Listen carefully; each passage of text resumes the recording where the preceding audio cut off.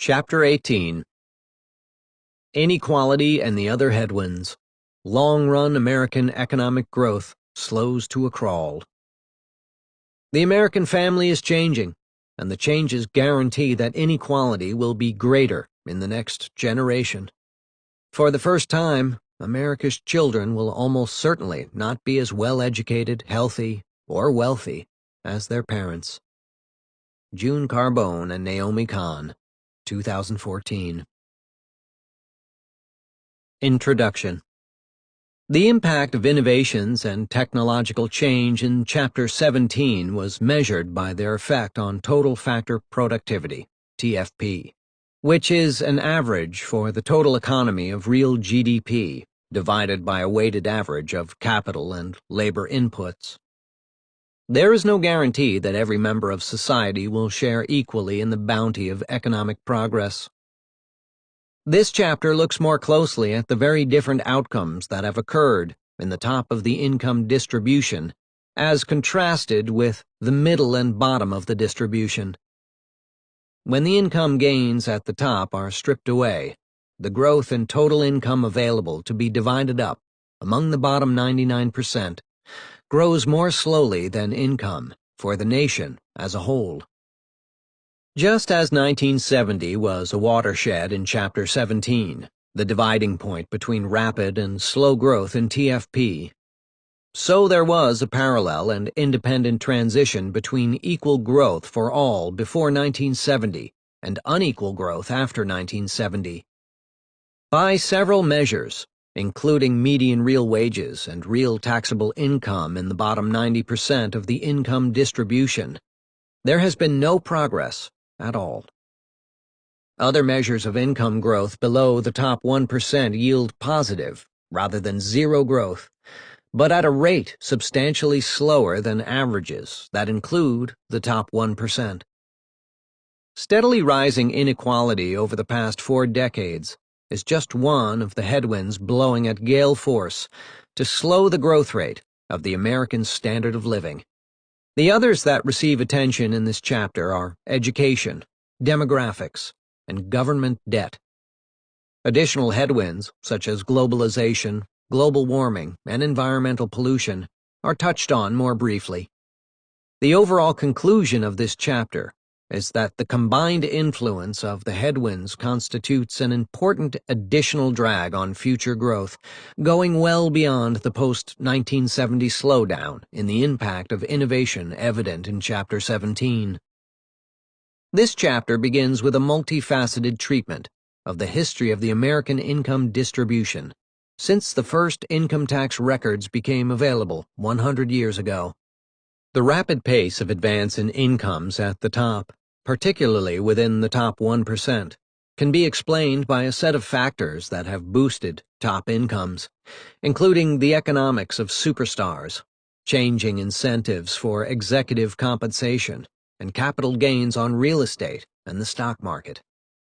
Income stagnation for the bottom 90% of the distribution has a different set of causes, including the effect of automation in destroying middle-income jobs, an erosion of the strength of labor unions, the decline in the purchasing power of the minimum wage, the effect of imports in the shrinkage of the manufacturing sector, and the role of both high-skilled and low-skilled immigration. The education headwind is important both by itself and as a source of growing inequality. Throughout the post-war years, starting with the GI Bill, which allowed World War II veterans to obtain a college education at the government's expense, the United States was the leader among nations in the college completion rate of its youth. But in the past 2 decades, the United States has stumbled, with its college completion rate now down in the league tables to 10th or below. And the American youth who enter college, regardless of whether they complete it, now face a combined burden of outstanding debt of more than $1 trillion. Educational problems are even deeper in U.S. secondary schools, which rank in the bottom half in international reading, math, and science tests administered to 15-year-olds. Most serious is the high degree of inequality in reading and vocabulary skills of the nation's children at age 5, the normal age of entrance to kindergarten. Middle-class children have a spoken vocabulary as much as triple that of children brought up in poverty conditions by a single parent. The third demographic headwind refers to the population viewed not as a single entity, but as groups and subgroups within the total. The most important aspect of U.S. demography is the bulge in the birth rate between 1946 and 1964, the so-called baby boom. Because the Social Security system allows retirement at 3 alternative ages, currently 62, 66, or 70, the effects of baby boom retirement are spread out, beginning in 2008 and extending to 2034.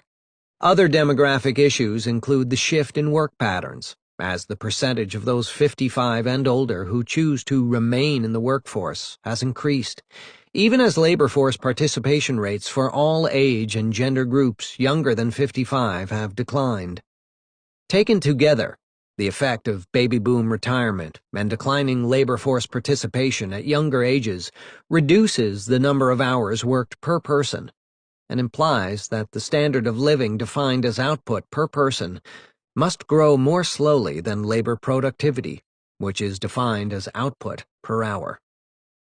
Government debt is the fourth headwind, because the ratio of government debt to GDP is predicted to increase steadily in the future. The growing ratio of retirees to working taxpayers will soon require remedies that change the current set of rates for Social Security taxes and/or change the calculation of benefits.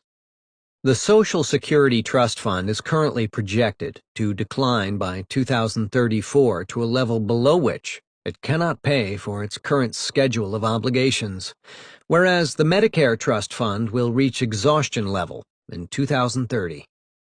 At some point, measures must be taken to rein in persistent fiscal deficits by structural reforms that combine raising tax revenue and reducing expenditures. By definition, any increase in tax rates and/or decreases in transfer payments must reduce the growth of personal disposable income below that of pre-tax income.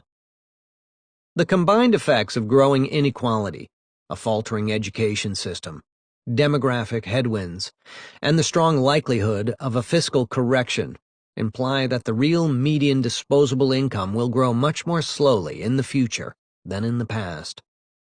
When combined with the implications of a smaller effect of innovation on productivity since 1970, there is little room for growth at all.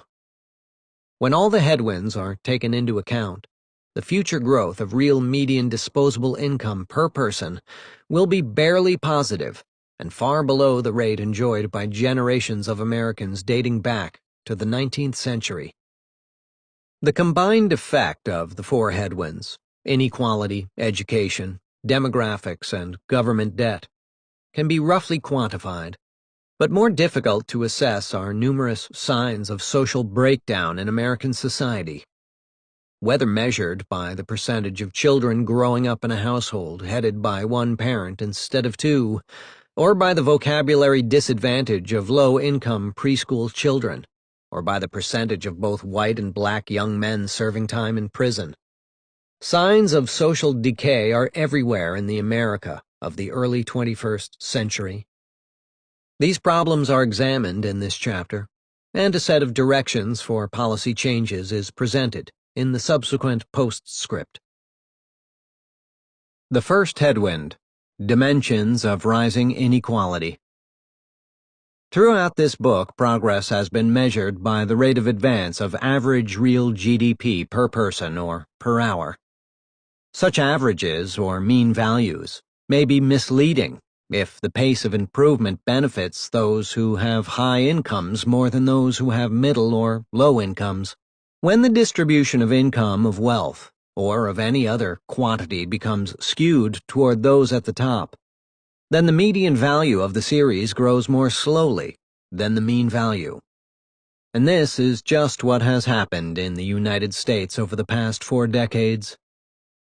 In this section, we examine three separate data sources, the first based on tax records, the second on U.S. Census Bureau data, and the third on a combination of tax and census data that take into account the effect of taxes and transfers in redistribution after tax income toward lower-income households.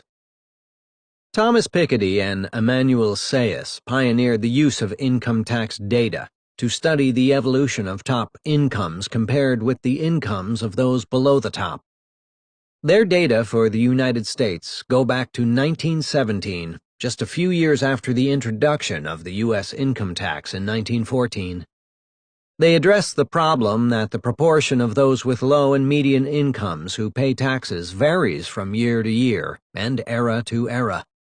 Their now widely accepted solution is to use standard macroeconomic data derived from the national income accounts to estimate total income and then to subtract the top incomes based on tax records to obtain the value of incomes below the top.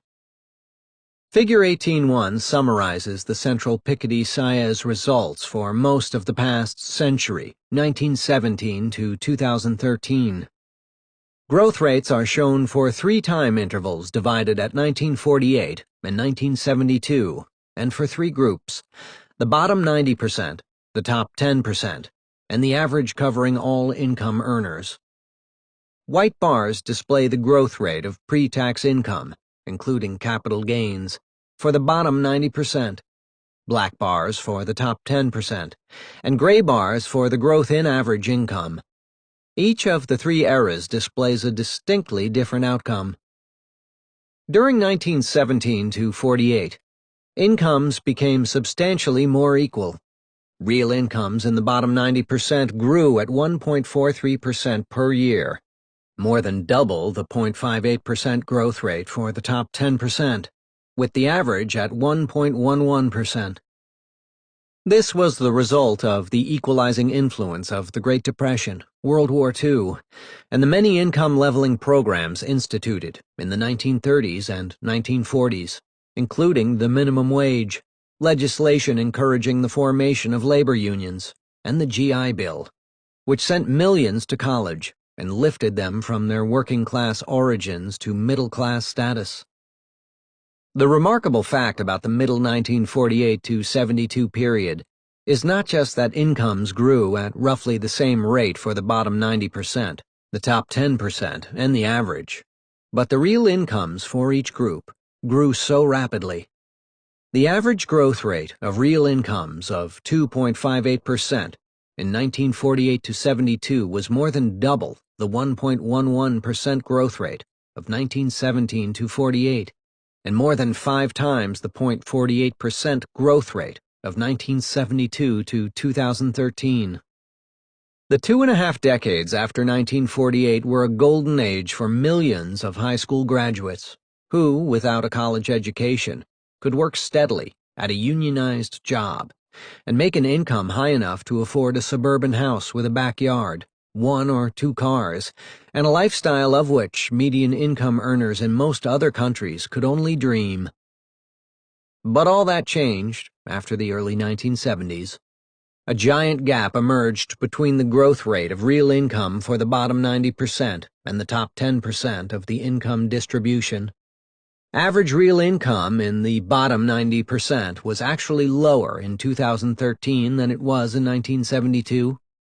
In fact, peak real income for the bottom 90% of $37,053 in 2000 was barely higher than the $35,411 achieved in 1972, and by 2013, that average had declined from 2000 by 15% to $31,652. Meanwhile, the average real income for the top 10% doubled from $161,000 in 1972 to $324,000 in 2007, followed by a modest retreat to $273,000 in 2013. A second source of data related to income inequality comes from the Census Bureau, which provides data on mean and median real household income going back to 1975. Table 18.1 compares the census growth rates for 1975 to 2013 and two subperiods divided at 1995. And these are compared in the same table to the Piketty-Saez data for the period since 1975. As shown in the top frame of Table 18.1, mean real census income growth exceeded median growth by a substantial amount, by 0.61 percentage points during 1975 to 95, by 0.33 points during 1995 to 2012, and by 0.47 points for the two periods taken together, 1975 to 2012. Growth rates of the Piketty-Saez data are reported for the post-1975 period in the bottom frame of Table 18.1. The rows display, respectively, the growth rate of real income per taxable unit for the top 10%, bottom 90%, average of all 100%, and the difference between growth of the average and the bottom 90%. The difference is 0.70 percentage points for all three periods shown. It is interesting to compare the growth of mean census income with the growth of average Piketty-Saez income. We should expect the latter to be somewhat more rapid, for the concept includes capital gains, which are excluded in the census income data. Despite this conceptual difference, for the full 1975 to 2013 interval, mean census income growth of 0.77% per year is slightly higher than Piketty-Saez average growth of 0.60%. Recently, criticism of the Piketty-Saez and Census Bureau data has complained that they reflect only market income and ignore the effect of taxes and transfers. Not surprisingly, an adjustment for taxes and transfers reduces the difference of income growth between the average, including the top income group, and the average excluding that top group. Tax rates paid by high-income individuals are substantially higher than those paid by most taxpayers, and indeed, most households in the bottom half of the income distribution pay little or no federal income tax. Social Security, Medicare, and employer-paid health care premiums are transfer payments that benefit those in the middle of the income distribution, whereas food stamps, the Earned Income Tax Credit, and Medicaid transfer payments are primarily directed to households in the bottom of the income distribution. The most comprehensive analysis that adjusts for taxes and transfers is published regularly by the Congressional Budget Office, CBO. The concept of market pre-tax income is more comprehensive than for Piketty-Saez and the census data, and rises more rapidly than the alternatives. As shown in column 1 of Table 18.2, CBO average pre-tax market income grows during 1979 to 2011 at 1.16% per year, substantially more quickly than the 0.70 and 0.77% average growth rates of Piketty-Saez and the census over a slightly longer time period. After taxes and transfers are taken into account, average income grows at 1.48 per year. As would be expected, the statement of income growth after taxes and including transfer payments has the greatest effect on the lowest income group in the 1 to 20 percentile, raising income growth for that group from 0.46% per year before taxes and transfers to 1.23% per year after taxes and transfers. The top 1% also gains from the adjustment for taxes and transfers, although not by nearly so much, and has an annual growth rate of 4.05% per year post-tax and transfers, as compared to 3.82% without those adjustments. When we consider the future of American growth, we care not just about growth of average income per capita, but also about growth of income per capita for the median American household. Figure 18.2 exhibits the differences between the annual growth rate of the average and bottom 90% of Piketty-Saez. as well as the differences between average and median growth for the census data and for the CBO data without and with the adjustments for taxes and transfers. Because the CBO data are superior to the other data sources, and because well-being depends on income after taxes and transfers, we take the right-hand bar in Figure 18.2 as most relevant. It shows the difference between average and median growth in the adjusted CBO data is 0.43% per year for 1979 to 2011. If income inequality continues to grow over the next several decades as it has in the past 3 decades, how much slower will be the growth of median income relative to average income? The best indicator of what has happened in the past comes from the CBO data adjusted for taxes and transfers. If the future shortfall of median income growth relative to average growth were to continue at a rate of 0.4%, this implies that a projection of average future growth in per-person income of, say, 1.0% per year would translate into a projection of median growth of 0.6% per year. Downward pressure on wages of the bottom 90%. Which factors have influenced the evolution of the income distribution below the 90th percentile? The mid-1970s marked the turning point between an era of steadily rising wages in the middle and bottom of the income distribution to a new era during the past 4 decades, when wages have grown little at the bottom and have increased much more rapidly at the top. The great stagnation of American wages over the last 3 decades has led many observers to believe that the economy is broken in a fundamental way. What caused the turnaround 40 years ago? Between 1929 and 1945, incomes at the top grew more slowly than at the middle and the bottom, creating the shift toward greater equality that Claudia Goldin and Robert Margo have called the Great Compression.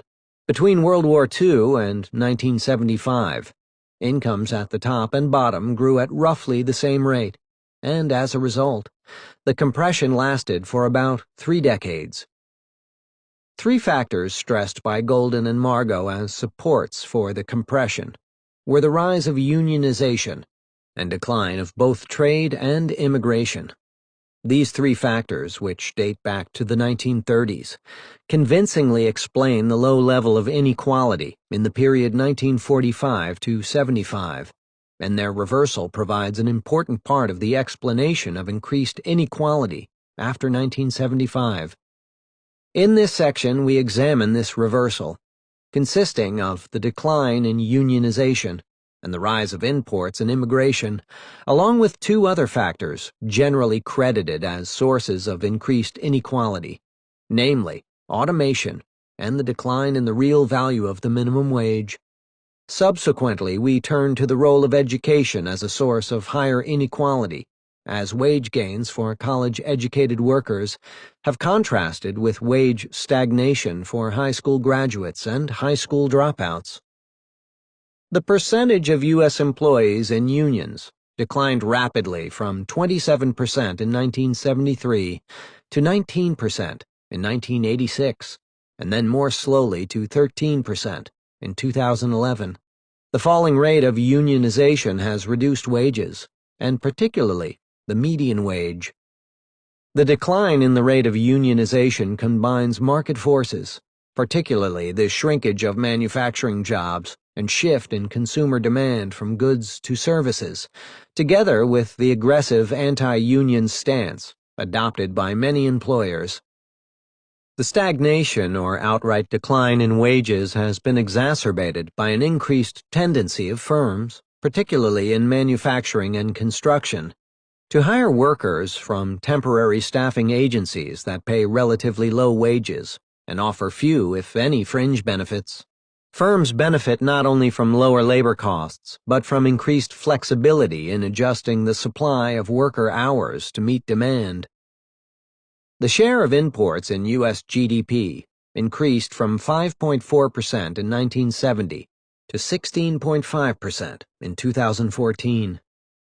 Labor embodied in imports is a substitute for domestic labor. For this reason, the increase in the imports' share of GDP has contributed to the decline in the relative wages of unskilled and middle-skilled workers. In one particularly striking analysis, David Otter and co-authors calculated that imports from China between 1990 and 2007 accounted for about a quarter of the decline in manufacturing employment during that period, and that they also lowered wages, reduced the labor force participation rate, and raised publicly financed transfer payments. The inroads of imports go beyond final goods, because both firms and countries increasingly specialize in different stages of production. For instance, increases of automobile parts more than doubled between 2001 and 2014, from $63 billion to $138 billion, and caused many U.S. parts manufacturers to close their domestic factories, and in some cases, to offshore parts production to foreign countries, particularly Mexico. Taken together, increased import penetration and outsourcing represent the combined effects of globalization on the levels of both employment and wages in the domestic economy. In the case of the automotive parts industry, the effects of globalization included a decline in median wages from $18.35 in 2003 to $15.83 per hour in 2013. Immigration accounted for more than half of total labor force growth in the United States over the decade between 1995 and 2005.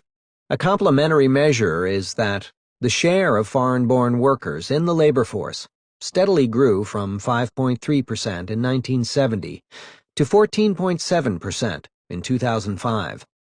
Economic research supports the view that immigrants reduce the wages of domestic workers by a small amount, and that the effect is greatest on domestic workers lacking a high school degree.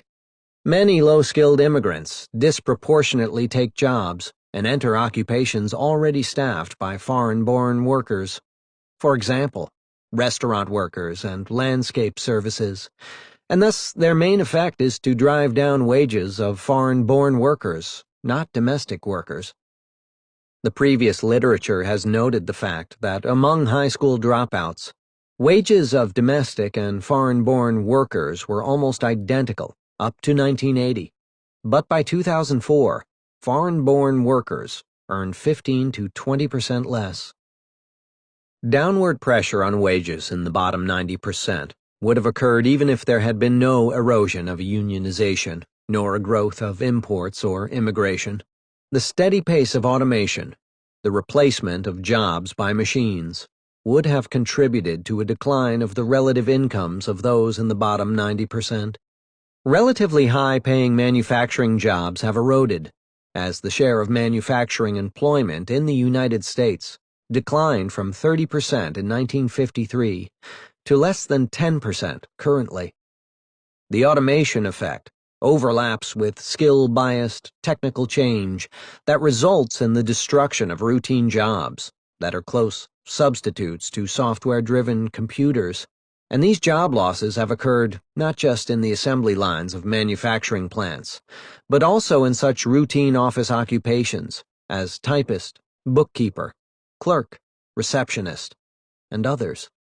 Automation did not create a permanent state of mass unemployment, as once was feared by pessimists, and the economy was able to attain an unemployment rate below 5.0% in the business cycle expansion that ended in 2007, and the unemployment rate in 2015 has again declined, close to 5.0%. Instead of massive job loss, the composition of jobs has changed, with more jobs created at the top and bottom of the occupational distribution and a hollowing out of the middle. This transformation has been dubbed the polarization hypothesis and has been extensively documented in recent years by labor economists. Upper-level jobs, such as those held by managers and professionals, are often called non-routine abstract occupations. Middle-level jobs, such as those held by assembly line manufacturing workers, bookkeepers, receptionists, and clerks, have been called routine occupations, whereas those at the bottom have been called manual jobs. One result of the loss of middle-skilled routine jobs is that middle-skilled workers are forced to compete for low-skilled manual jobs, thus raising the supply relative to the demand for manual workers. The result has been a decline in wages for those with relatively low skills, high school graduates and high school dropouts, as shown in Figure 18.3. The overall level of wages is reduced as the composition of employment shifts from relatively well-paid manufacturing jobs to the wide range of typically low-paid jobs in retail, food services, cleaning, and groundskeeping. Beyond the effects of de-unionization, rising imports, the flow of immigrants, and automation, a fifth fact that has tended to increase inequality within the bottom 90% of the income distribution is the erosion of the minimum wage. Stated in constant 2011 dollars, the minimum wage decreased between 1979 and 1989 from $8.38 to $5.87. It reached a low point of $4.68 in 2006, before being raised to $7.25 in 2009. Several authors contend that the erosion of the real minimum wage accounts for much of the increase of inequality, as represented by the ratio of incomes in the 10th percentile to those in the 90th percentile. It seems plausible that the decline of relative incomes below the 90th percentile since the late 1970s has been caused, at least in part, by the declining bargain power and density of unions, by the increased importance of imports and immigration, by the inroads of automation, and by the decrease in the real minimum wage. Frank Levy and Peter Temin provide a complementary interpretation that places more emphasis on a change in political philosophy from what they call the Detroit Consensus of the late 1940s to the Reagan-initiated Washington Consensus of the early 1980s. The main point that Levy and Temin add to our preceding summary is that highly progressive taxes, with 90% marginal tax rates for top bracket earners in the 1940s and 1950s, sent a signal that high incomes were unacceptable. Beginning with the Reagan tax cuts, that element of the policy support of the Great Compression began to erode, and CEO compensation surged ahead from 20 times average worker pay in 1973 to 257 times higher in 2013, when the average CEO pay of publicly traded companies reached $10.5 million. The pay gap is even greater for retirement saving, in which it is typical for departing CEOs to receive multi-million-dollar retirement plans. A particularly blatant example was the CEO of Target, who was replaced in May 2014 after a massive credit card hacking data breach and received a retirement package of $47 million. About 1,000 times the average balance that workers at Target have saved in that company's 401k plan. Recently, there has been substantial publicity for the plight of fast food workers, most of whom are paid little more than the minimum wage. The bottom 20% of American workers classified by income earn less than $9.89 per hour, and their inflation-adjusted wage fell by 5% between 2006 and 2012, while average pay for the median worker fell 3.4%. Holding down wages is an explicit corporate strategy at many retail firms. The Wall Street Journal writes, "Economic changes over the past decade have led to a decline across the country in well-paying jobs, such as those in manufacturing, and an increase in jobs that pay less, such as those in hotels and food services. Positions are increasingly being filled not with the young and inexperienced, but by older and more skilled workers who can't find other jobs." The Caterpillar Corporation has become a poster child for rising inequality. It has broken strikes in order to enforce a two-tier wage system in which new hires are paid half of existing workers, even though both groups are members of the same labor union. In contrast, there was an 80% increase during 2011-13 in the compensation of Caterpillar's CEO, whose quoted mantra is, "We can never make enough money, we can never make enough profit." Foreign companies such as Volkswagen continue to open plants in the non-union right-to-work states. By lowering wages compared to wages in union-dominated northern states, these foreign transplant factories help keep overall U.S. manufacturing employment from declining further. But any progress in arresting the decades-long decline in manufacturing employment appears to be contingent on maintaining worker wages at about half the level that the automobile union had achieved for its workers before the bankruptcy of General Motors and Chrysler. In the 2009 to 2013 recovery, manufacturing regained only 600,000 of the 6 million jobs that had been lost since 2001. And most of those were contingent on hiring workers at wage rates that were substantially lower than were common in manufacturing as recently as 2001. Increased inequality at the top. Table 18.2 focused on the gap between the growth rate of average real income since 1975, as contrasted either with income growth at the median, i.e. 50th percentile, of that distribution. Much of the increase of inequality has resulted from increased skewness within the top decile. Even within the top 1%, income gains are much faster the higher one rises into the stratosphere of the top 0.1% and the top 0.01%. It is useful in identifying the sources of rising incomes at the top to use a three-way distinction between superstars in the sports and entertainment industries, other highly paid and highly skilled workers, and the controversial additional category of CEOs and other top corporate managers. The economics of superstars is a concept originally invented by Sherwin Rosen, who explained the extreme skewness in occupational categories dominated by superstars as the results of particular characteristics of demand and supply. On the demand side, audiences want to see the very best talent, not the second best. So income is highly skewed because the ability of top superstars to fill large entertainment venues and to sell recordings is an order of magnitude greater than that of the second best stars.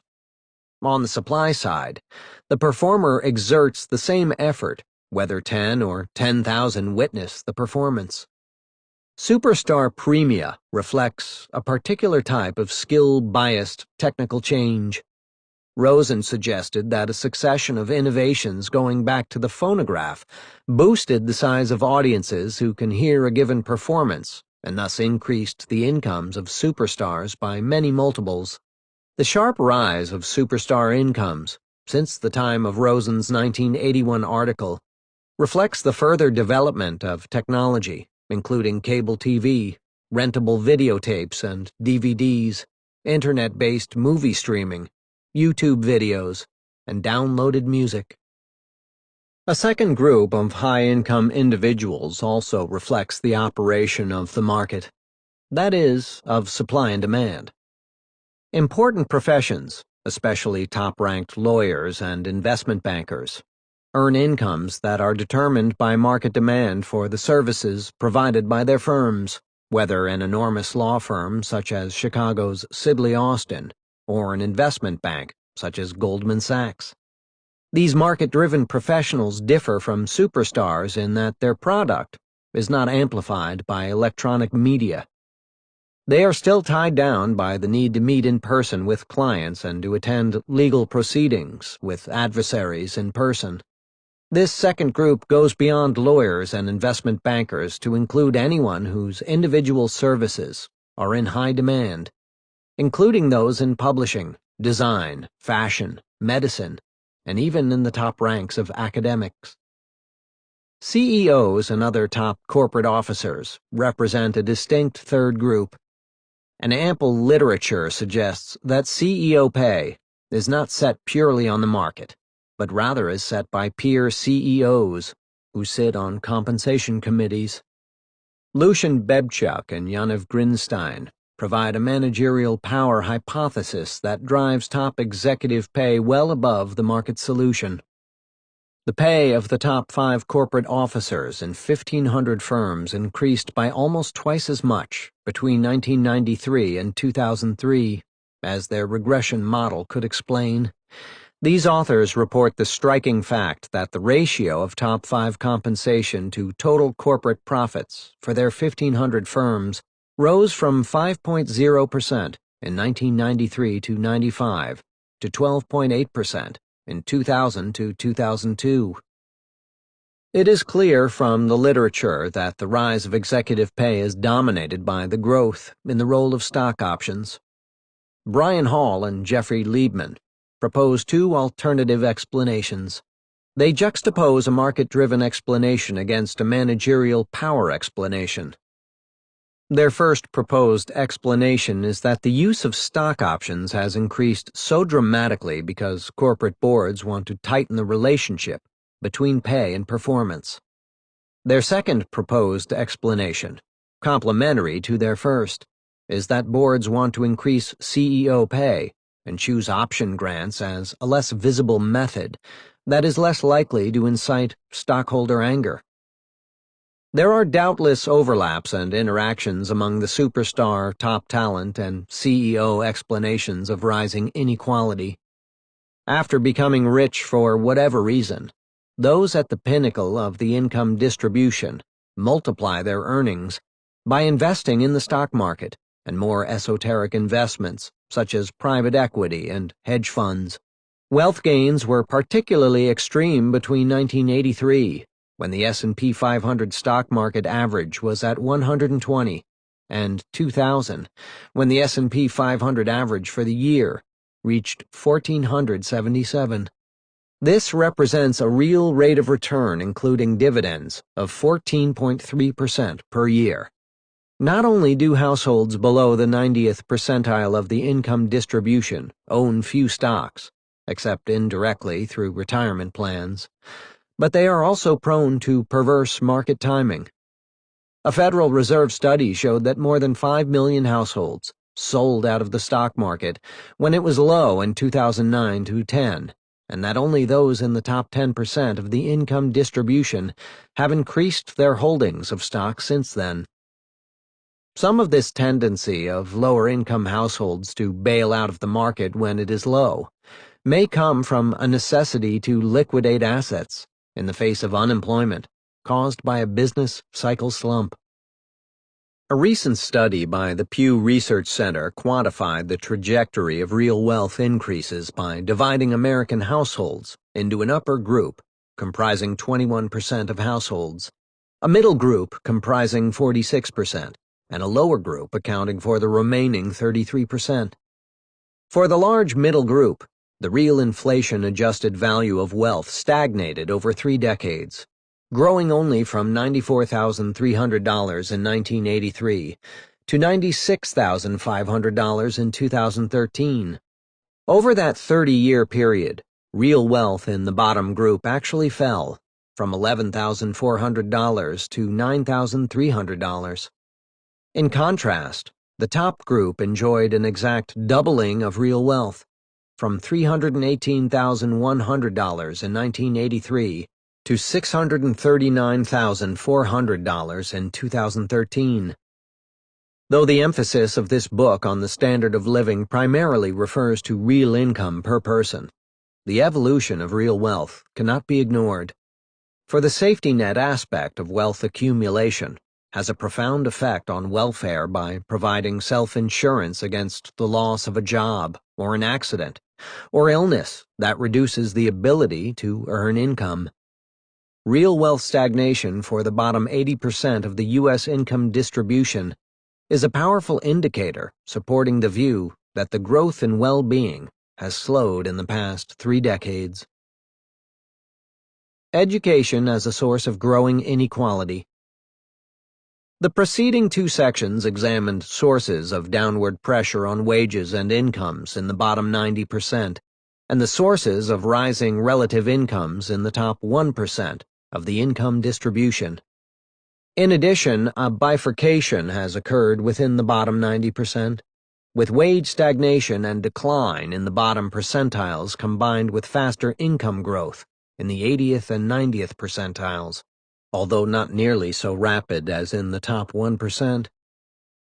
Education is the chief source of this spreading out of the income distribution, for growth in the compensation of those who complete a 4-year college degree has far outpaced those who drop out of high school.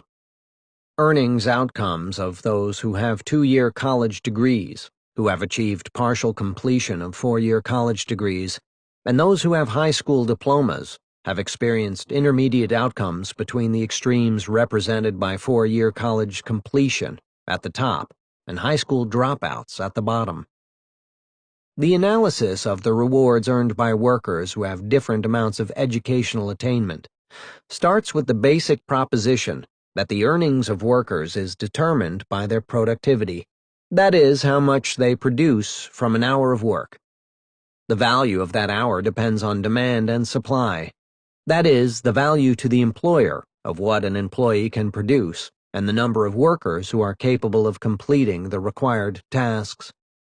As the percentage of Americans who complete college has increased, the supply of college graduates has risen relative to those with less educational attainment.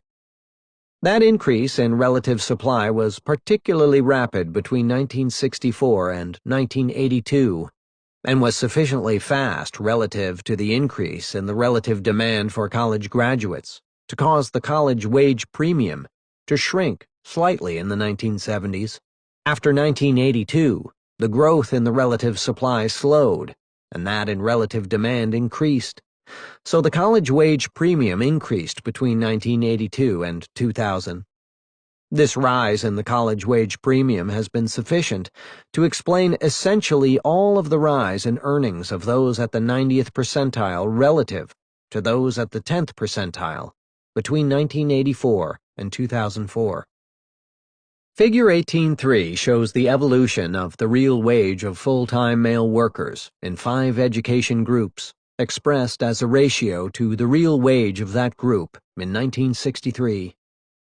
The lines are arrayed from top to bottom by the amount of education, with the top line plotting the real wage of those with education beyond the 4-year bachelor's degree, and the bottom line depicting wage changes of high school dropouts.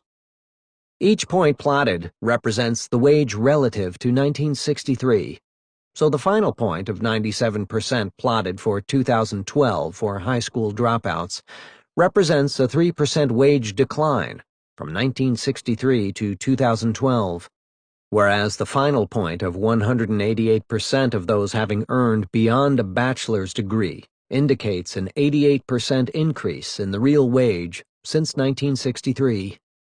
The spreading apart of the 5 lines, showing greater wage gains with a higher educational attainment, indicates that the relative demand for highly educated graduates grew more quickly than their relative supply. It is important to note that the increasing earnings of those who have a college degree or greater increased relative to wages of high school graduates and dropouts, not just because the college graduates were doing so well, but also because the groups at the bottom were doing so poorly. The growth of earnings in the 5 groups did not proceed at a uniform pace. The upsurge in college graduate real wages occurred in 2 relatively short periods. First, between 1964 and 1972, and then between 1996 and 2000. Between 1972 and 1996, and then again after 2000, the real wage of college graduates stagnated.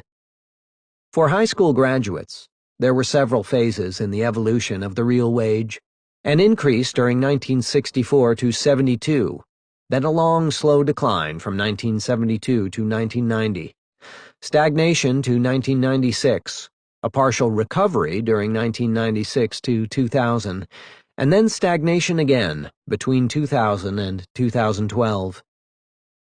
The outcomes for those who have some college lie in between those for college graduates and high school graduates, but are closer to the latter, whereas high school dropouts had a real wage trajectory that fell gradually between 1974 and 2000 to about 10% below that for high school graduates. The erosion in wages for high school graduates and dropouts is a result of all the factors already cited.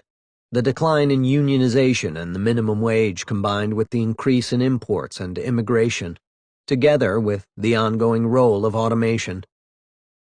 We can divide the real wage for bachelor's degree recipients by that for high school graduates to plot the evolution of the college wage premium relative to its 1963 value, as in Figure 18.4. The college wage premium increased over the past half-century, but not at a uniform pace. After an initial upsurge between 1964 and 1967, the premium stagnated until 1973, when by 1982, it declined back to the 1963 level.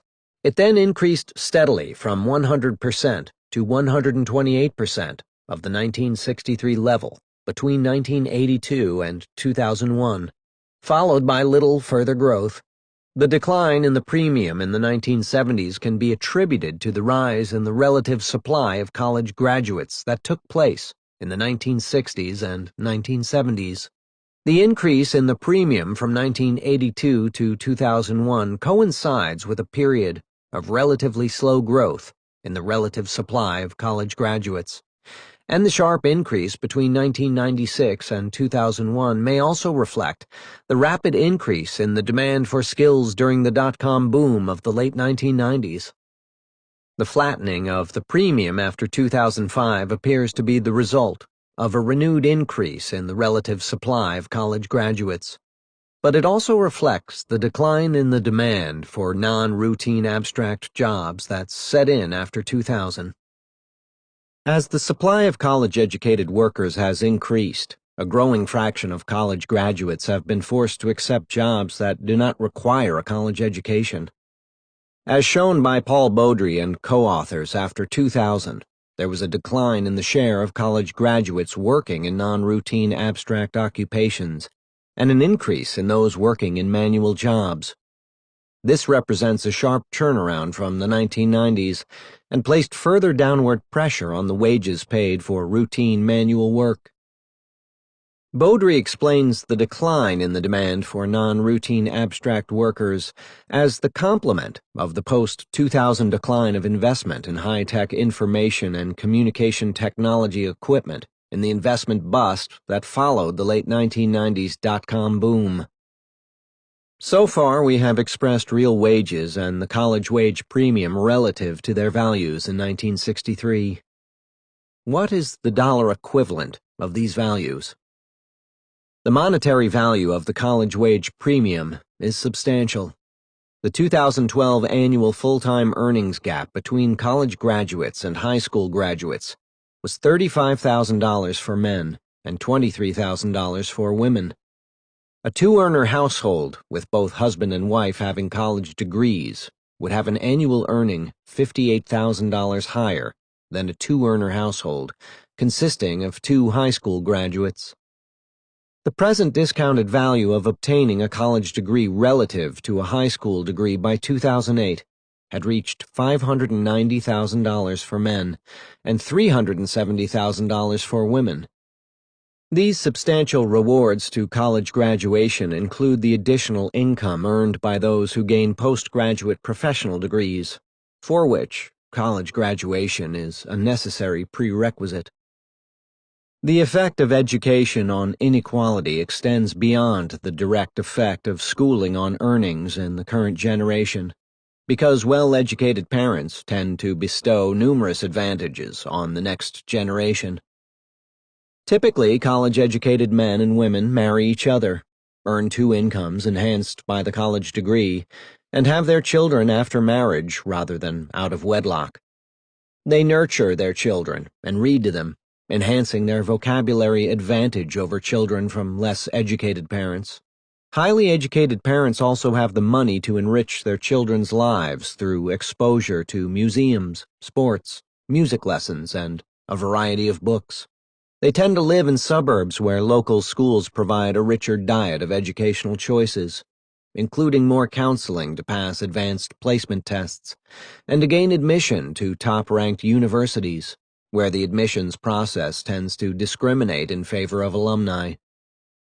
Scores on the SAT college admission tests tend to be highly correlated with parental income. All these advantages reduce social mobility and establish a self-perpetuating educational elite, for almost all high-income families send their children to four-year college, whereas virtually none of the poorest Americans do so. College completion for households in the top quarter of the income distribution rose between 1970 and 2013 from 40% to 77%, whereas for those in the bottom quarter, it increased only from 6% to 9%. Education as the second headwind. The higher earnings of those with a college and postgraduate degrees reflects their higher productivity on the job. For the economy as a whole, this implies that aggregate productivity growth depends positively on the growth of educational attainment. Every high school dropout becomes a worker who is unlikely ever to earn much more than the minimum wage for the rest of his or her life. The surge in high school graduation rates was a central driver of 20th century economic growth. But gains in overall educational attainment have become slower since 1980, implying that education has become a headwind in the sense that its smaller contribution to economic growth has reduced the growth rate of productivity and per-person income. This section examines the slowdown in the advance of educational attainment, the evidence that the U.S. education system is turning out students who have poor achievement levels compared to their international peers, and the role of tuition inflation and college student debt as an impediment to college completion, particularly for those from low- and middle-income family backgrounds. Since Edward Denison's first 1962 attempt at measurement, growth accounting has recognized the role of increasing educational attainment as a source of economic growth. Claudia Golden and Lawrence Katz estimate that educational attainment increased by 0.8 years per decade over the 8 decades between 1890 and 1970. Over this period, they also estimate that the improvement in educational attainment contributed 0.35% points per year to the growth of productivity and output per person. In separate research, I have adjusted Denison's estimates for 1913 to 79 to current BLS methodology and find an average contribution of education of 0.38% per year, almost identical to that of Golden and Katz. The increase of educational attainment has two parts, that referring to secondary education, and the other relevant for higher education.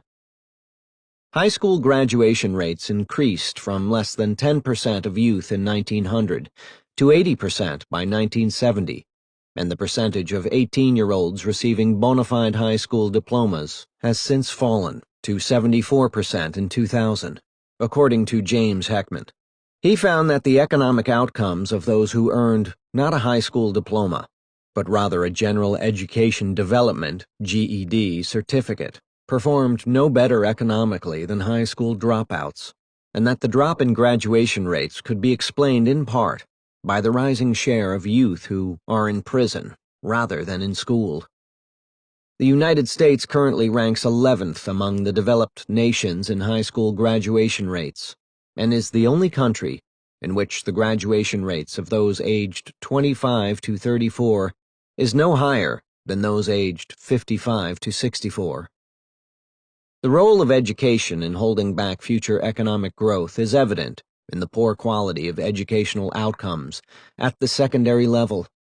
A UNICEF report lists the United States 18th of 24 countries in the percentage of secondary students that ranked below a fixed international standard in reading and math. The International PISA tests in 2013, again referring to secondary education, rated the United States 17th in reading, 20th in science, and 27th in math. A recent evaluation by the ACT College Entrance Test Organization showed that only 25% of high school students were prepared to attend college, as evidenced by adequate scores on reading, math, and science. At the college level, the problems combine in interaction between a decline in the international league tables of college graduation rates with the issues of affordability and student debt. During most of the post-war period, a low-cost college education was within reach of a larger fraction of the population than in any other nation, thanks both to free college education made possible by the GI Bill and to minimal tuition for in-state students at state public universities and junior colleges. The United States led the world during most of the last century in the percentage of youth completing college. The percentage of the 25 to 34 age group who have entered a BA degree from a four-year college has inched up in the past 15 years, from 25% to 32%, but the United States is now ranked 12th among developed nations, after having been ranked second as recently as 2000. And the future does not look promising. The cost of a university education has risen since 1972 at more than triple the overall rate of inflation.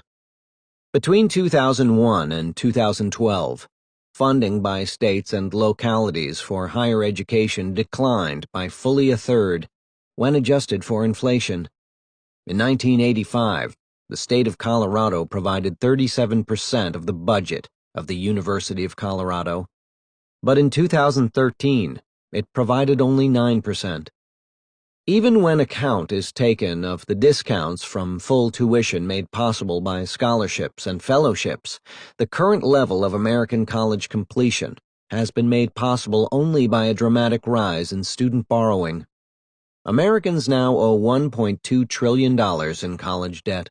Though a four-year college degree still pays off in a much higher income and lower risk of unemployment than for high school graduates, still more than half of recent college graduates were unable to find a job requiring a college education. This underemployment rate was 56% for 22-year-olds, declining to about 40% for 27-year-olds, and the inability of so many college graduates to find appropriate jobs is consistent with the evidence already cited from Beaudry, Green, and Sand, arguing that there has been a reversal in the demand for non-routine abstract cognitive skills since 2000. Students taking on large amounts of student debt face two kinds of risks. One is that they fall short of the average income achieved by the typical college graduate through some combination of unemployment after college and an inability to find a job in their chosen field of study. Research has shown that on average, a college student taking on $100,000 in student debt will still come out ahead by age 34, with the higher income made possible by college completion high enough to offset the debt repayment. But that break-even age becomes older if future income falls short of the average graduate. There is also completion risk. A student who drops out after 2 years never breaks even, because wages of college dropouts are little better than those of high school graduates. These risks are particularly relevant for high-achieving students from low-income families. Caroline Hoxby has shown that they seldom apply to elite colleges, which are prepared to fund them completely without debt, so they wind up at subpar colleges, loaded with debt. The poor achievement of American high school graduates spills over to their performance in college education. Many of the less capable enter two-year community colleges, which currently enroll 39% of American undergraduates, whereas the remaining 61% enroll in four-year colleges. The Center on International Education Benchmarking reports that only 13% of students in two-year colleges graduate in 2 years. although the percentage rises to 28% after 4 years. The low graduation rates reflect the need for most students to work part-time or full-time, in addition to their college classes, as well as the poor preparation of the secondary graduates who enter community colleges. Most community college students take one or more remedial courses. Just as the defects of American secondary education make successful college careers less likely, so does the great inequality of financing of American elementary education feed through to poor high school performance and an excessively large rate of high school dropouts. The American elementary school system is financed by property tax revenue that allows wealthy suburbs to provide lavish facilities to their students, who already have a head start thanks to their parents' income and home tutoring, whereas the students from poverty families often face acute budget cutbacks and school closings as a result of shrinking inner-city enrollments and inadequate local property tax revenue. The United States is also failing to follow the lead of other nations in providing free preschool education. Across the rich nations, an average of 70% of 3-year-olds are enrolled in some kind of education program, whereas in the United States, that percentage is 38%. The third headwind, demography. The demographic headwind refers to a set of forces that have changed hours per person, H/N, thus driving a wedge between the growth of productivity and the growth of output per person. The organizing principle to understand its significance is a definitional identity that relates total output, real gross domestic product, or Y, to aggregate hours of work in the total economy, H, and the total population, N.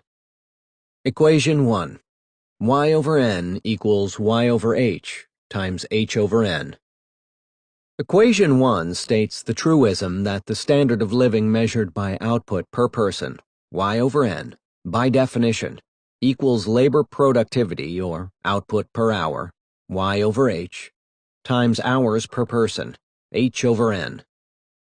By decomposing output per person into productivity and hours per person, Equation 1 helps clarify the relationship between chapters 17 and 18 of this book. In Chapter 17, the past, present, and future of productivity, Y over H, growth, was related to innovation, the fundamental driver of higher output per worker hour. Chapter 18 identifies economic headwinds that change productivity, those that change hours per person, and those that influence neither aggregate variable but rather, in the case of inequality, reduce median real income growth relative to the economy-wide average.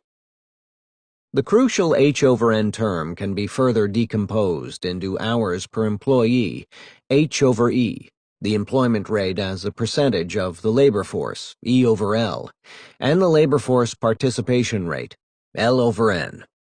Equation 2. H over N equals H over E times E over L times L over N.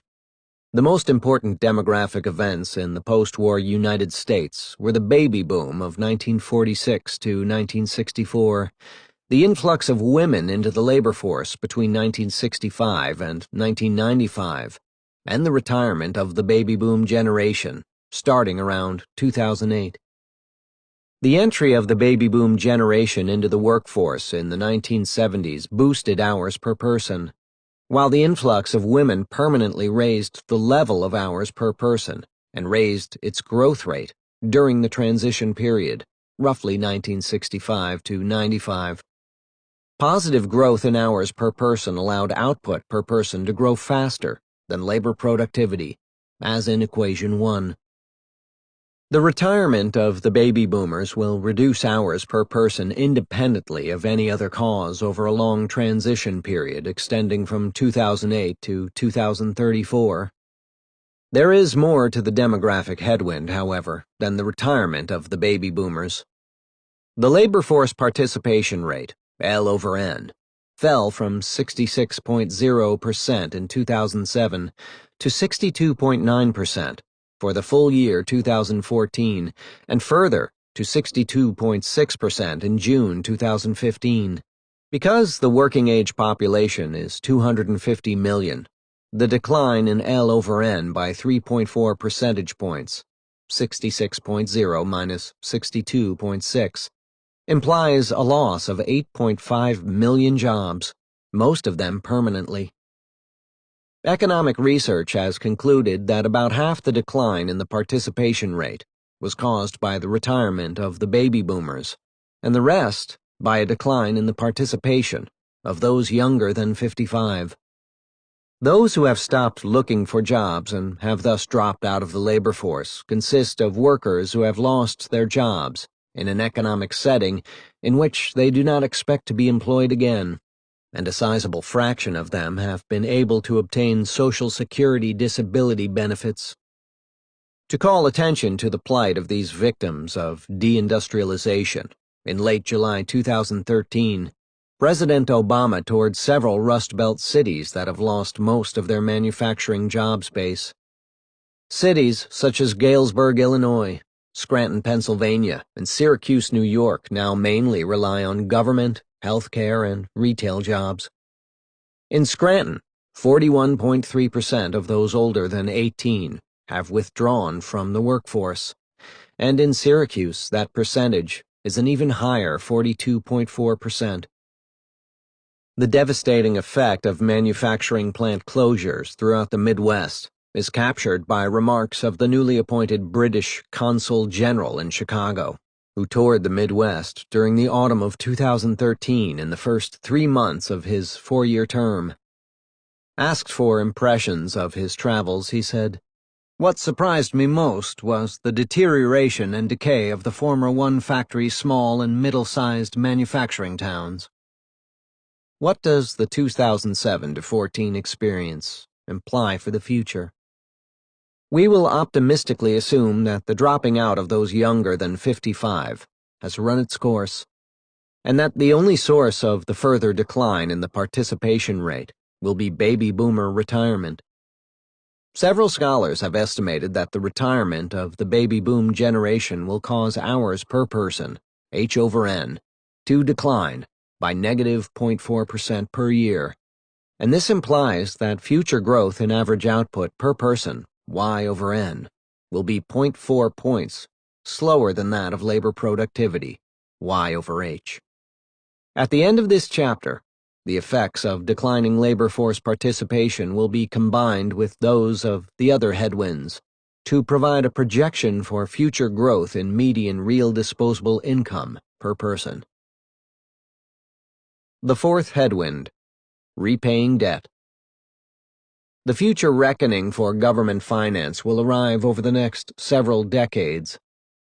The official projections of the Congressional Budget Office, CBO, currently estimate that the federal ratio of debt to GDP will stabilize between 2014 and 2020, and then rise steadily to 100% by 2038. But the CBO estimates paint too rosy a scenario, because its forecast of future growth in output, and hence in federal tax revenue, is too optimistic. The CBO, as a result, has understated the future rise in the debt GDP ratio. For 2024, the official CBO forecast is a ratio of 78%. Mine is 87%. For 2038, the CBO is at 100%. My forecast is roughly 125%. But even the CBO projects that trouble lies ahead beyond 2020. The Medicare Trust Fund is predicted to reach a zero balance in 2030, and the zero balance date for Social Security is projected to occur in 2034.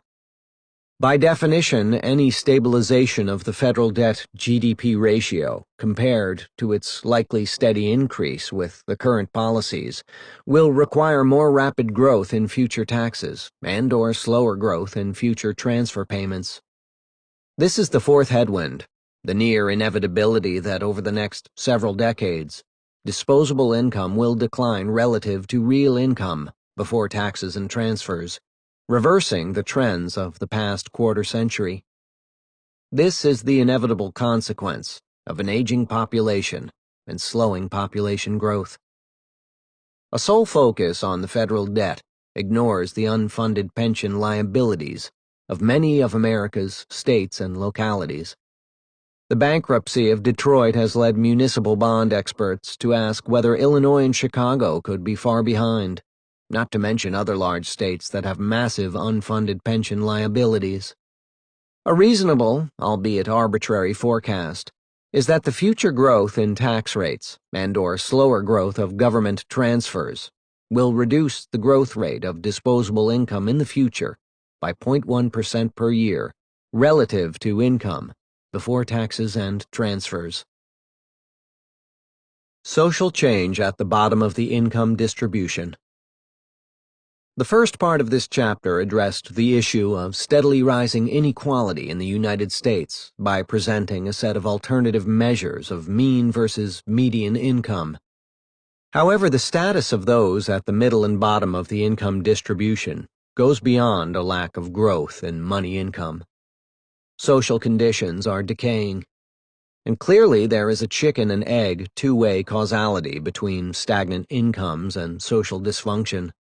A lack of job opportunities may be responsible for declining marriage rates and for the sharp increase in the percentage of children living with only one parent. But also social problems may disqualify some for employment, especially if a prison term is involved. The decline of marriage as an institution among Americans who lack a college education is relevant to the future rate of productivity growth because children, particularly boys who grow up in households lacking a father, are more likely to drop out of high school and become engaged in criminal activity. An important source of this sociological change is the evaporation of steady, high-paying blue-collar jobs, partly because men without a college education have lacked the incomes and steady employment to be attractive marriage partners, and partly because women have become more independent as opportunities in the labor market have opened up for them. Fewer couples are getting married. Much of this reflects the importance that females place on having an employed spouse, as well as that there are only 65 employed men for every 100 women of a given age. Among young African Americans, there are only 51 employed men for every 100 women, reflecting in large part the high incarceration rates of young black males. Many young people view financial stability as a prerequisite for marriage, so the reluctance to marry interacts with the wage stagnation of the past 3 decades. For white high school graduates, the percentage of children born out of wedlock increased from 4% in 1982 to 34% in 2008, and from 21% to 42% for white high school dropouts. For blacks, the equivalent percentages are a rise from 48% to 74% for high school graduates, and from 76% to 96% for high school dropouts. Not only is the rate of marriage declining, but almost half of all marriages fail. The number of children born outside of marriage is drawing equal with the number of children born within marriage. June Carbone and Naomi Kahn summarize the implications for the future. The American family is changing, and the changes guarantee that inequality will be greater in the next generation. For the first time, America's children will almost certainly not be as well educated, healthy, or wealthy as their parents, and the result stems from the growing disconnect between the resources available to adults and those invested in children. Charles Murray has documented the decline of every relevant social indicator for the bottom third of the white population, which he calls Fishtown, after a poor area of Philadelphia. He admirably presents his data in a series of charts that uniformly extend from 1960 to 2010. For the white population of Fishtown, the percentage of married couples in which at least one spouse worked 40 or more hours in the previous week declined from 84% in 1960 to 58% in 2010. The breakup of the family is documented by 3 complementary indicators, all referring to the 30 to 49 age group. Percent married down from 85% to 48%. Percent never married up from 8% to 25%. And percent divorced up from 5% to 33%.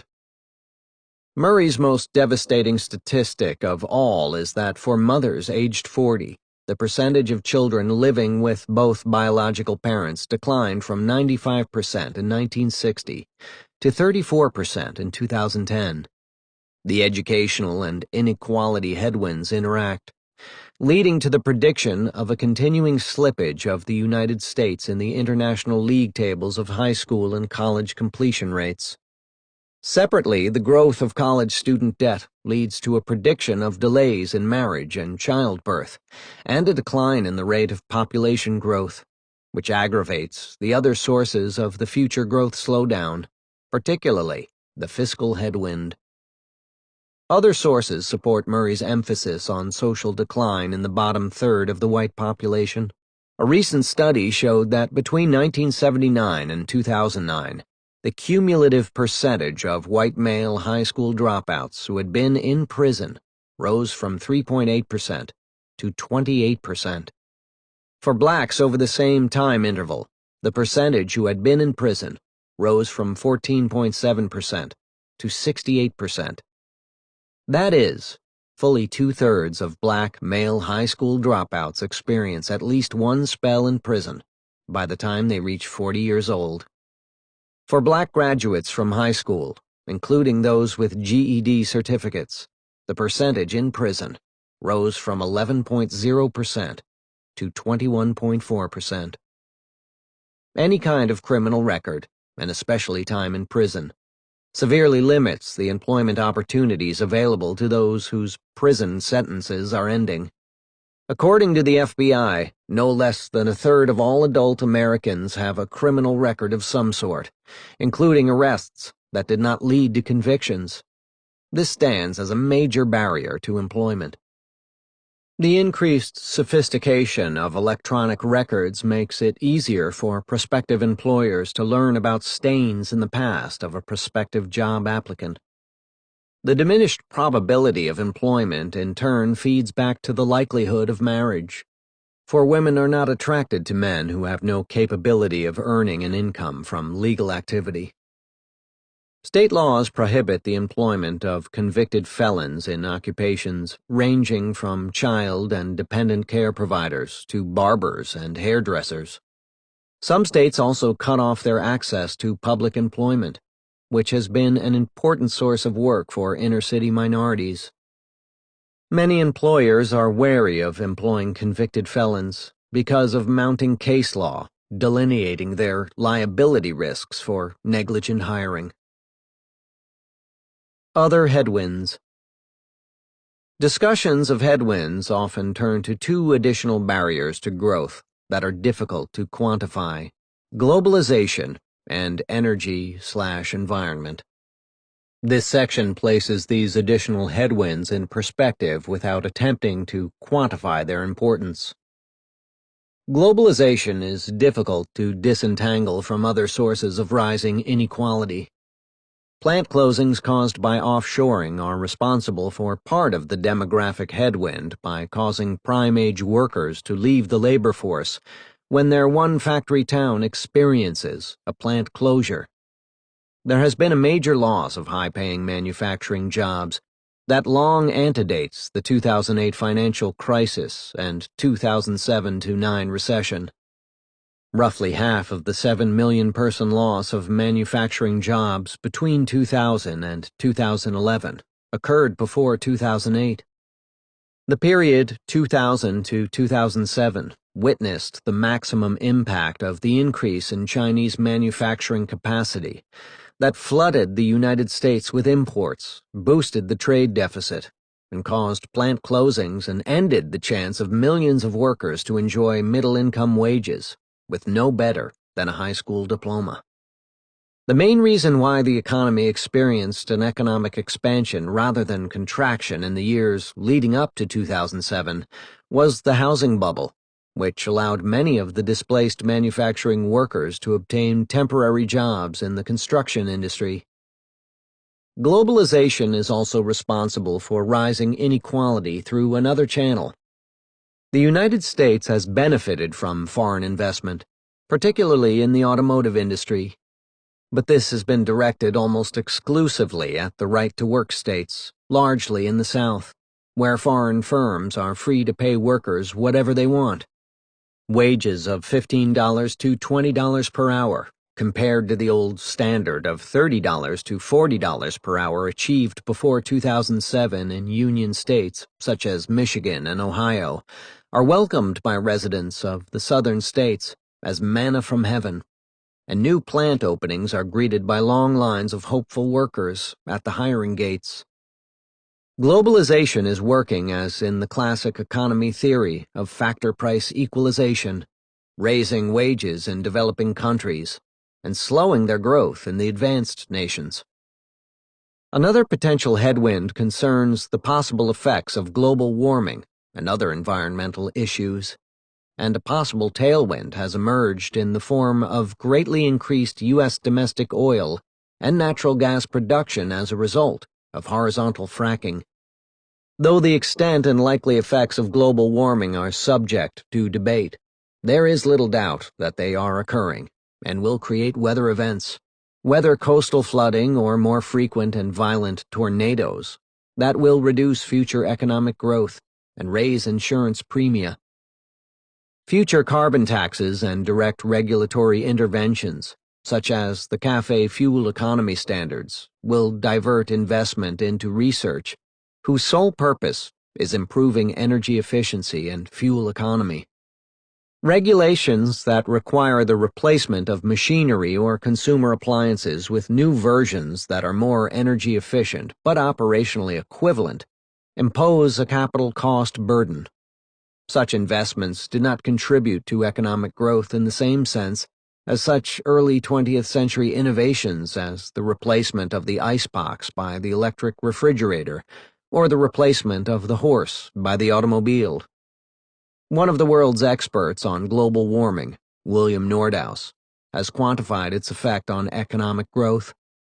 A surprising aspect of his research is that the impact of a 3 degrees Celsius warming in the global temperature in the next 70 years would reduce global real GDP per person by only around 2.5%. That translates as an annual subtraction of growth of negative 2.5 to 70, or 0.036 of a percentage point per year. Trivial compared to the estimates in this chapter of a negative effect of negative 0.4% for demography as a result of baby boom retirement. Nordhaus's estimates are based on a hypothetical failure of worldwide policy to take explicit new measures to fight global warming. Vast new fields of gas and oil made possible by fracking have created a cheap source of energy. In assessing the importance of fracking, a distinction must be made between oil and gas fracking. The price of oil is set in world markets, so additional oil discoveries may ultimately make the United States oil independent, but will not make oil prices lower in the United States than in the rest of the world. Because natural gas cannot be easily transported between continents, the gas fracking revolution in the United States is more of a boon. The cheaper price of gas that is unique to the North American continent will lead to a welcome substitution of gas for oil and coal, helping to reduce the growth of carbon emissions, as well as reducing costs in energy-intensive industries. Conclusion: Forecasting future growth in the standard of living. This chapter on the headwinds and the preceding chapter 17 on the slowing pace of innovation have identified a set of forces that will retard future U.S. economic growth compared to the past. In this concluding section, we consider the implications for the future growth of labor productivity, output per hour, and the standard of living, output per person, over the next 2 to 3 decades, roughly the period 2015 to 40. It is not enough to project future growth in average output per person if inequality continues to increase, because rising inequality implies that median growth in output per person will be less than average growth. Similarly, in the event that future taxes are raised and/or transfer payments are cut to limit the rise in the ratio of public debt to GDP, then real median disposable income will grow more slowly than real median income before taxes and transfers are taken into account. By definition, our forecast of growth in output per person must equal the forecast growth in output per hour plus projected growth in hours per person. Thus, our forecasting task begins by translating the analysis from Chapter 17 on the past behavior of output per hour, that is, labor productivity, into a projection of future productivity growth. As shown in the first 4 lines of Table 18.3, the record of actual productivity growth since 1948 can be divided into 4 distinctly different eras. Rapid growth of 2.71% per year prior to 1970 contrasts with relatively slow growth of 1.54% per year between 1970 and 1994. Then came the dot-com-related revival to a rate of 2.26% between 1994 and 2004, followed by the end of the revival with growth in 2004 to 15 of 1.0%. Even slower than during 1970 to 94. A substantial portion of Chapter 17 was devoted to the contrast between the 1994 to 2004 productivity revival decade and the 2004 to 14 slowdown decade. Our conclusion was that the revival was a one-time event that is unlikely to be repeated. Most of the benefits of the conversion of business methods and practices from the age of paper and filing cabinets to the new age of web-connected computers, digital storage, and digital search came together in the upsurge of productivity growth during 1994 to 2004. The transition to slower growth after 2004 was pervasive and included a decline in business dynamism in the form of the reduced entry of new firms, the decline to near zero in the growth of manufacturing capacity after a temporary upsurge in the late 1990s, a decline in net investment, too far below the post-war average, a greatly reduced rate of decline in the ratio of computer prices to performance, and the apparent demise of Moore's law governing the rate of improvement in the density of transistors on computer chips. The implication of these dimensions of temporary upsurge followed by slowdown is that the productivity revival decade of 1994 to 2004 is not relevant to our task of forecasting future productivity growth. Instead, we treat that decade as the climactic bringing together of the fruits of digital invention that could only happen once, that was not repeated in the 2004 to 14 decade, and that is unlikely to be repeated in our 25-year forecast interval. Leaving this decade aside, we instead consider the implications of the other years of the post-1970 era, namely 1970 to 94 and 2004 to 15, which exhibit 1.54 and 1.0% per year productivity growth, respectively. As a precedent for future growth, these 2 intervals, weighted by the number of years in each interval, average out at 1.38% per year, as shown in line 5 of Table 18.3. However, to base our forecast for the future on this 1.38% average rate would ignore the implications for productivity of the slowdown in the growth of educational attainment, emphasized by Golden and Katz and others, as well as recent evidence already reviewed of an upward shift in the percentage of college degree holders who upon graduation are unable to obtain a job requiring a college degree.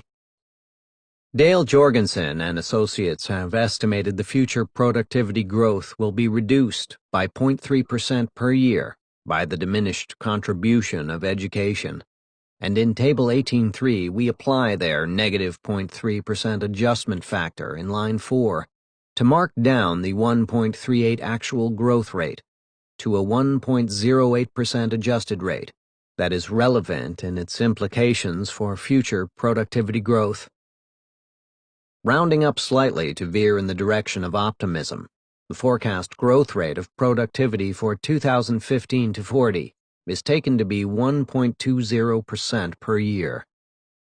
Though this rate may appear to be pessimistic compared to the short-lived revival years of 1994 to 2004, it represents a goal that seems ambitious from the perspective of mid-2015.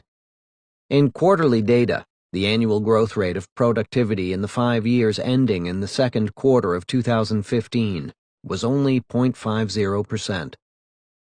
We now turn in Table 18.4 to the implications of a 1.20% future growth rate of productivity to the likely growth in output per person, which depends on the behavior of total hours per person.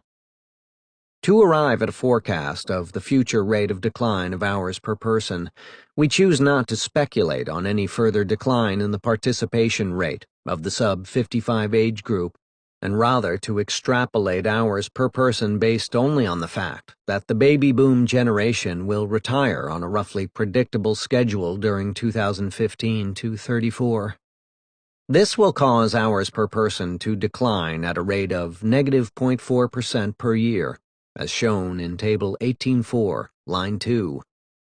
The implication, as shown on line 3, is that real GDP per person will grow at 0.8% per year during 2015 to 40, much slower than the growth rates of 2.41% achieved during 1920 to 70, and of 1.77% per year since 1970. Income became more equal during 1920 to 70, as shown in Table 18.4, line 4, when the Great Compression boosted median income growth per person at a rate almost 0.2% faster than average income growth per person. Then, during 1970 to 2014, income became less equal. When adjusted for taxes and transfers, median income growth per person proceeded at a rate of 0.43% per annum, slower than average growth. To project future growth in median real income per person, we need to conjecture whether income inequality will continue to widen or whether the trend toward more unequal incomes slows down or stops entirely. The factors that have driven rising inequality are powerful and look likely to continue. Globalization will continue to cause imports and offshoring to erode the base of middle-income jobs, as will the gradual but steady advance of robots, big data, and artificial intelligence, as discussed in Chapter 17. Beyond a continuation of past trends, the outlook for inequality confronts the elements of social change discussed in this chapter.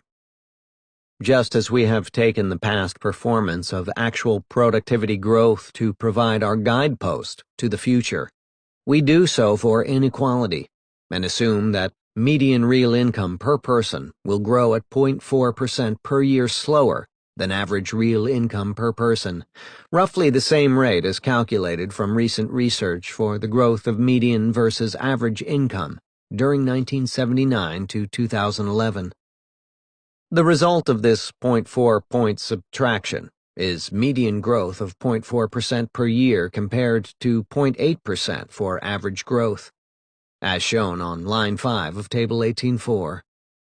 The final adjustment is to recognize the inexorable rise in the federal government debt to GDP ratio.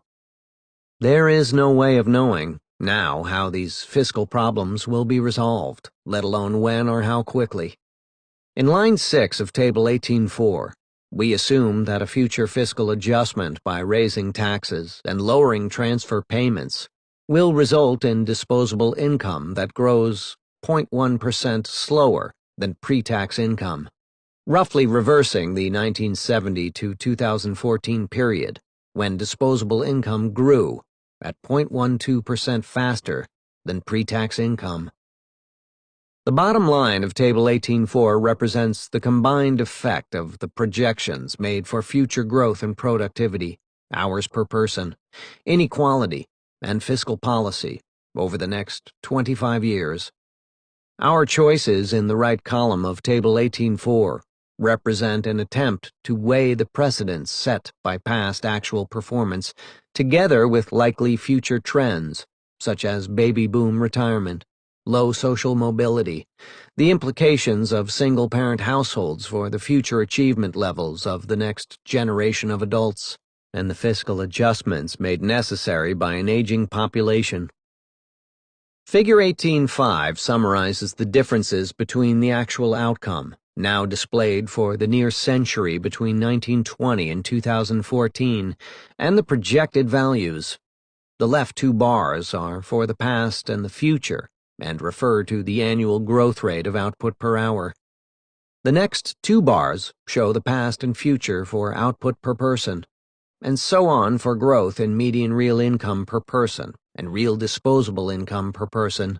The shortfall of projected future growth as compared to actual past growth reflects the decline in the impact of innovation on productivity, as examined in Chapter 17, and the headwinds discussed in this chapter.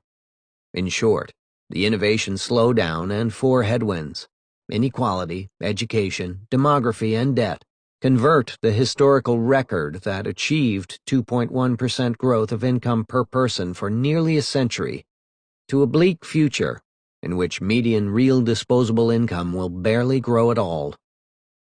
As with any forecast, the projected growth of labor productivity and the subtractions for the effects of the headwinds could be too high or too low. The choice for future productivity growth of 1.20% per year, though slow by the standards of 1920 to 70 or 1994 to 2004, exceeds the actual 1.0% growth rate registered over the past 11 years and far exceeds the 0.50% per year growth rate achieved over the past 5 years. The subtraction for declining hours per person reflects only baby boom retirement and optimistically assumes that the 15-year decline in the labor force participation rate of those younger than 55 has come to an end. The subtraction for inequality assumes that the forces driving the divergence in top incomes from median incomes will continue and will not be exacerbated by the increasing share of children growing up in single-parent households. The final subtraction for future fiscal retrenchment is modest and does not fully reflect the feedback from slowing real GDP growth in restricting the future growth in federal tax revenues, nor the need for fiscal retrenchment at the state and local government level. Overall, though the bottom-line forecast of a mere 0.3% growth rate in real disposable median income may seem startling, each step in this exercise in subtraction is well supported by our analysis of Chapters 17 and 18, and is also consistent with the history of American economic growth over the past decade. Are there policies that could mitigate the sources of slowing growth? We turn to a set of feasible policy options in the postscript. Please subscribe and press the bell icon to never miss another update. Please like, share and comment.